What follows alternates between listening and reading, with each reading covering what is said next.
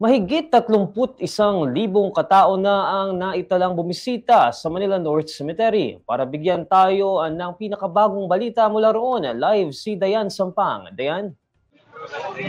Neil, patuloy na kumakapal ang daloy ng mga bisita dito sa Manila North Cemetery ngayong Biyernes o ang bisperas ng Undas. Kasulukuyan nga ay mga ambon, ngunit patuloy pa rin ang pagpasok at paglabas ng mga bumibisita. Nasa 31,200 na ang bilang na mga bumibisita as of 12 p.m. ayon sa datos sa Santa Cruz Police Station.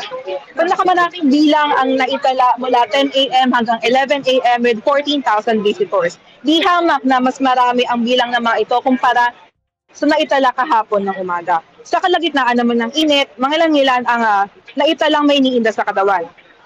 Sa isang moderation dito sa sementeryo, nasa mahigit 20 na nagpatingin ng blood pressure. Isa sa mga natignan ang 14 years old na dalagita na nag-collapse noong palabas na sila ng sementeryo. Sa pakikipag-usap ko sa relatives niya kanina, sinabi na around 9 a.m. daw nag-collapse at marahil ay dahil kulang sa tulog at kain.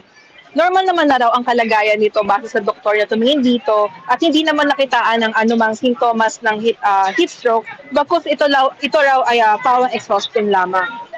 Samantala sa paglilibot sa sementeryo, namataan ang mga bulaklak na pinadala ni President Ferdinand Marcos Jr. at ang Manila LGU sa puntod ng mga dating presidente ng Pilipinas na sina Manuel Rojas at Sergio Osmeña. Nagpadala rin ng bulaklak ang Manila LGU sa puntod ni Susan Loses, Fernando Po Jr., Claro M. Recto, Alfredo Lim, mga yumaong Boy Scouts mula sa Plane Crash at iba pang key personalities. Sa labas naman ng sementeryo, umiinda ang ilang mga vendors na mga bulaklak dahil sa kakarampot at matumal na kita. Sabi nila, kakarampot ang benta dahil mas marami rin ang nagbebenta ngayong taon. Samantala, pinapaalalahanan din na ang mga bibisita na pinagbabawal ang pagdadala ng matutulis na bagay, bawal magdala ng baril, mga bagay na maaaring magliyab, alagang hayop, pusa at aso, sound systems, at ilan na nga sa mga bagay na kumpiska ay posporo at sigarilyo. Neil, bukas ang sementeryong ito mula 5 a.m. hanggang 9 p.m. hanggang November 2.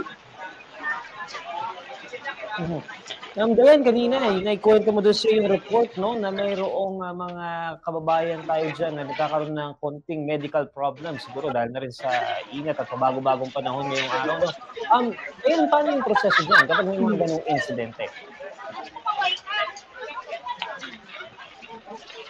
Sa mga ganong insidente, batay sa na interview ko na relative nung nag-collapse, tinignan sa isang medical station and then dinala siya sa loob ng sementeryo kung saan may tumingin na doktor mula sa MDRRMO. So doon inassess kung ano yung kalagayan niya, doon nalaman na hindi naman ito sintomas ng heat stroke at doon patuloy na inobserve kanina yung kalagayan niya. Dayan, siguro para sa ating mga kababayan nagpaplanong pumunta dyan ngayong araw, anong advice yung mabibigay mo sa kanila base na rin sa pag-iikot-ikot mo dyan? Dahil sobrang unpredictable ng weather, uulan, tapos iinit, sa init pa may pay, at marami kong nakikita na may mga dalang handpan. Of course, stay hydrated, magdala ng tubig, at magsuot ng komportableng damit. Okay, maraming salamat, Dayan. That is Dayan Sampang, live mula dyan sa Manila North Cemetery.